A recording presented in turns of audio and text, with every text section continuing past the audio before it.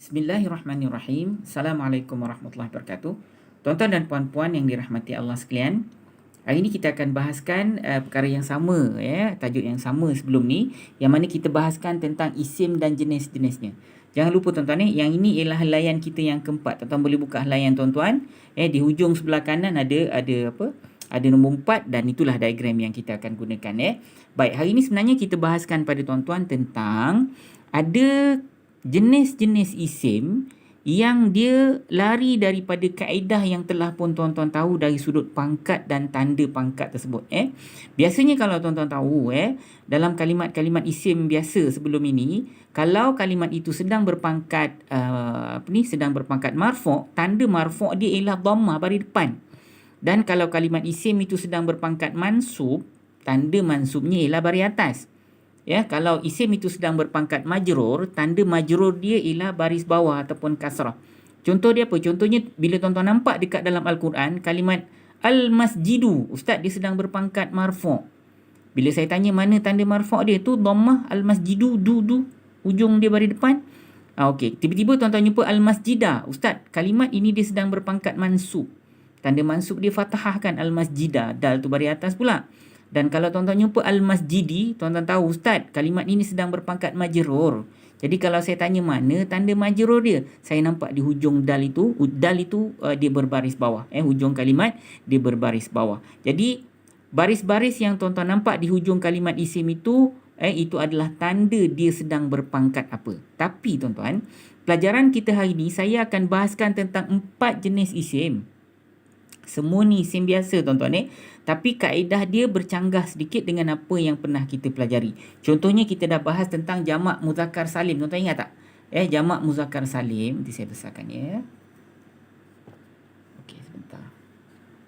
Kalau tuan-tuan tengok jamak muzakkar salim seperti mana yang telah pun kita pelajari tuan-tuan. Dia ni jamak muzakkar salim ni tuan-tuan. Dia kalau marfu' dengan una, waw. Nanti saya fokuskan sebentar ya. Jamak muzakkar salim jamak muzakkar salim ni kaedah dia tuan-tuan. Sekarang ni kalau dia sedang berpangkat marfu', tuan-tuan akan jumpa una dekat hujung. Contoh dia apa? Muslimuna, kafiruna, saimuna, mu'minuna. Bila tuan-tuan jumpa una dekat hujung, kalimat jamak muzakkar salim ini dia sedang berpangkat marfu'. Tapi kalau tuan-tuan jumpa ina dekat ujung pakai ya pula, maknanya kalimat ni sedang sama ada dia sedang berpangkat mansub atau dia sedang berpangkat majrur. Jadi Allah akan pakai ya apabila jamak muzakkar salim sedang berpangkat mansub dan majrur.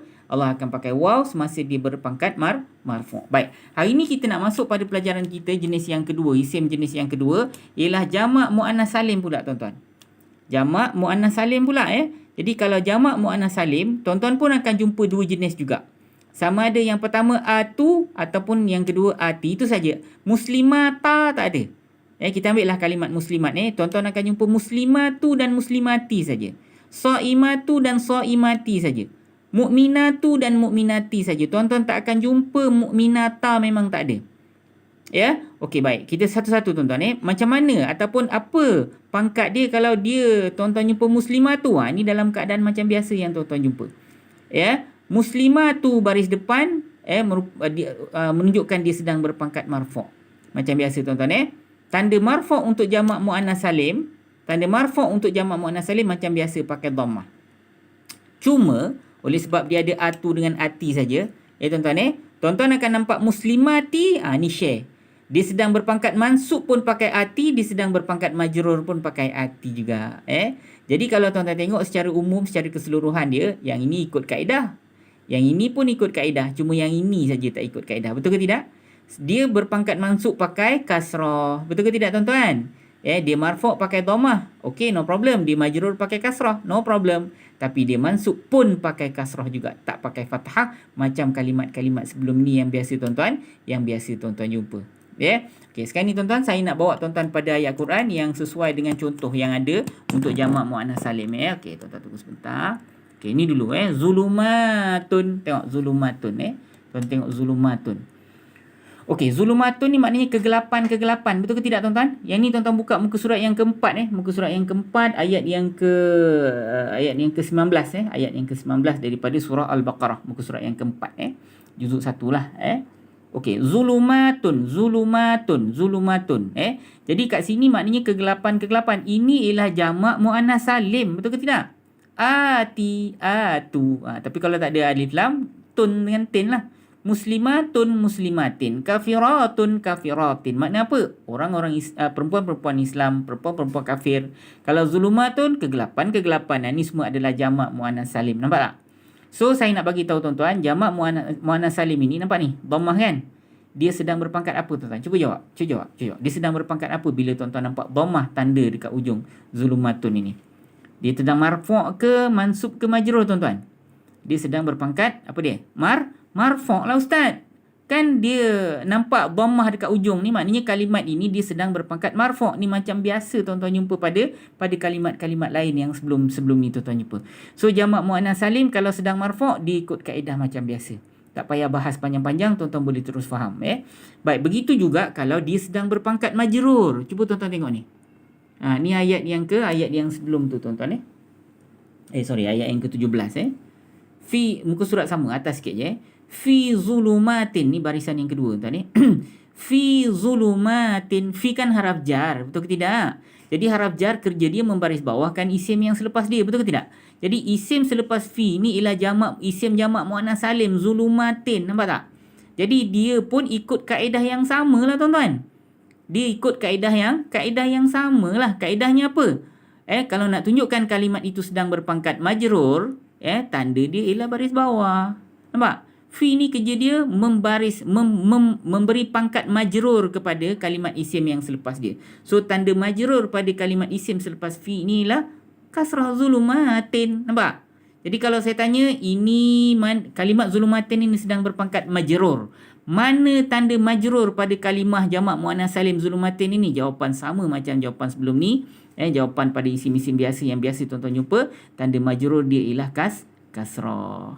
Faham tak tuan-tuan? Tadi kita jumpa kita jumpa kalimat jamak muannas salim sedang berada dalam keadaan marfu' kan? Zulumatun. Ini kita jumpa zulumatin. Baik, kita tengok yang ketiga tuan-tuan. Macam mana pula kalau jamak muannas salim sedang berada dalam pangkat, dia sedang berpangkat mansub. Sebentar ya. Muka surat sebelah je tuan-tuan. Muka surat sebelah je. Muka surat yang kelima. Okay, atas sekali. Wa amilu salihati. Wa amilu as-salihati, dan mereka beramal dengan amalan-amalan yang soleh. Dan mereka beramal dan mereka telah mengerjakan atau mereka telah beramal mereka telah beramal dengan amalan-amalan yang soleh. So ini fa'il dia tuan-tuan, dan mereka telah beramal apa? Amalan yang soleh. Jadi kalimat ini ialah maf'ulun bih dia. Mereka beramal apa? Beramal dengan amalan yang soleh. So ini ialah maf'ulun bih. Baris asas untuk atau pangkat asas untuk maf'ulun bih ialah mansub. Pangkat asas untuk ni maf'ulun bih tuan-tuan. Ini ialah maf'ulun bih yang kena buat. Dia kena apa? Dia kena amal lah. As-salihati ni dia maf'ulun bih. So baris ataupun pangkat asas untuk maf'ulun bih ialah mansub. Pangkat asas untuk maf'ulun bih ialah mansub. Betul ke tidak? Tanda mansub yang selalu tuan-tuan guna ialah fathah. Kalau kalimat itu sedang berpangkat mansub, biasanya tandanya ialah fathah. Al-masjidah. Betul tak? Al-kitaba, Allah. Betul ke tidak tuan-tuan? Tanda mansub ialah fathah. Tapi ini jamak muannas salim. Tolong bagi tahu dengan saya, kalau jamak muannas salim, dia sedang berpangkat mansub, mana tanda yang dia sedang berpangkat mansub? Mana tanda mansub dalam kalimah jamak muannas salim as-salihat ini? So tuan-tuan tolong jawab dengan saya. Okey, kalau kita nak ambil teknikal sikit ayat ni daripada awal, wa basyiril ladzina amanu wa amilus solihat. Wa basyiril ladzina amanu wa amilus solihat. Baik, wa amilus solihat ni kita ambil teknikal dia. Wa ni maknanya dan, dia ialah kalimat haraf, iaitu haraf ataf penyambung cerita kan. Okey. Kemudian amilu, mereka telah beramal ataupun mereka telah mengerjakan. Ini kalimat apa tuan-tuan? Ini ialah kalimat fa'il. Betul ke tidak? Fa'il apa? Ini ialah fa'il apa? Ada telah. Fa'il madhi. Betul ke tidak? Jadi kalau fa'il, terus kita tanya, apakah ganti nama diri dalam kalimah fa'il amilu ini? Mereka ustaz. Ni ada tulis mereka. Betul ke tidak? So dalam konteks saya ni, mereka tu rujuk pada siapa? Tuan-tuan pergi tengok ayat sebelum ni, tuan-tuan fahamkan ayat dia, mesti tuan-tuan boleh jawab. Orang-orang yang diberi khabar gembira itu, siapa dia? Yang pertama ialah orang beriman dan orang-orang yang beramal dengan amalan yang soleh. Ini orang-orang yang diberi khabar gembira oleh Allah. Tentulah orang Islam dan orang yang beriman dan beramal soleh. So mereka tu rujuk kepada orang tu lah. Tuan-tuan. Okay, soalan ketiga, ada atau tidak maf'ulun bih? Jawapannya ada, Ustaz. Mana maf'ulun bih dia? As-salihat ini. Mereka beramal. Apa yang kena amal? Kena amal amalan yang soleh lah. So ini dia punya maf'ulun bih dia, tuan-tuan. Okey, baik. Tuan-tuan dah settle dah amilu ni. Kita pergi kepada as-salihat ini. So as-salihat ini maknanya amal-amal yang soleh, amal-amal soleh. Ini kalimat isim ke fi'il ke haraf? Inilah kalimat isim. Tanda isim di mana? Tanda isim dia ada alif lam di pangkal kalimat dan baris bawah di ujung. Okey, kalau isim, dia ni isim kan? Okey, kalau saya nak tanya ini pelajaran peringkat yang pertama. Dia ni mufrad ke jamak? Tuan-tuan mesti jawab jamak, Ustaz. Ni ada kebaikan-kebaikan, kebaikan-kebaikan. So dinilah kalimat jamak. Ada tanda terjemahan berganda di sini. Baik, ini jamak salim ke jamak taksir? Ingat tak soalan tu? Ustaz, ni jamak salim. Kenapa jamak salim? Dia ikut kaedah, Ustaz.